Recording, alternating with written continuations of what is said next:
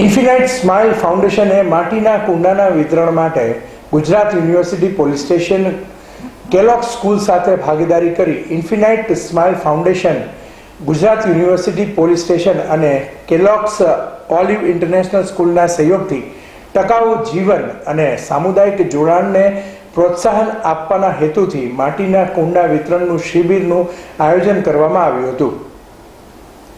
આ પહેલ 4000 માટીના વાસણોનું વિતરણ કરશે, જેમાં પર્યાવરણને અનુકૂળ વિકલ્પો અને પરંપરાગત પ્રથાઓના મહત્વ પર ભાર મૂકવામાં આવ્યો હતો।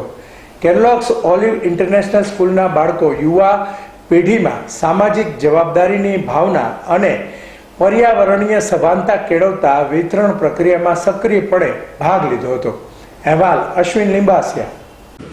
હું પૂર્વ Shah, founder president of infinite smiles foundation.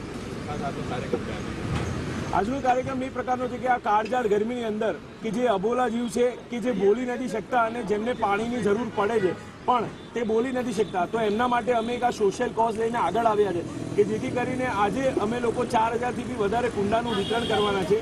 જે બી પબ્લિક રોડ ઉપર આવતી જતી હશે એ લોકોને અમે ફ્રીમાં પાણીના કુંડા આપીશું અને સાથે એક સોશિયલ મેસેજ બી આપવાના છીએ કે જ્યારે એ લોકો પાણી ભરે ત્યારે એક ચપટી મીઠું અંદર નાખે, જેથી કરીને પક્ષીઓને રેગ્યુલર પાણી ના મળે તો એ લોકોનું બોડી ડિહાઇડ્રેટ ના થાય। હું Ankur Upadhyay, head of school Calorx olive international school. અમે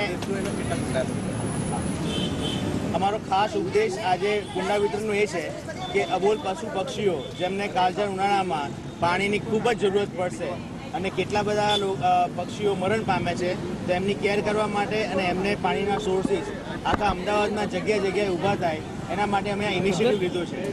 એઝ અ સ્કૂલ અમે હંમેશા આવા ઇનિશિયેટિવ જે પર્યાવરણ માટે મદદરૂપ હોય એવા લઈએ છીએ। અમે 3000 ઝાડ વાયા છે, અમે અલગ અલગ એક્ટિવિટીઝ કરી છે એનિમલ્સ માટે પણ। આજે અમારું ઇનિશિયેટિવ છે બર્ડ્સ માટે।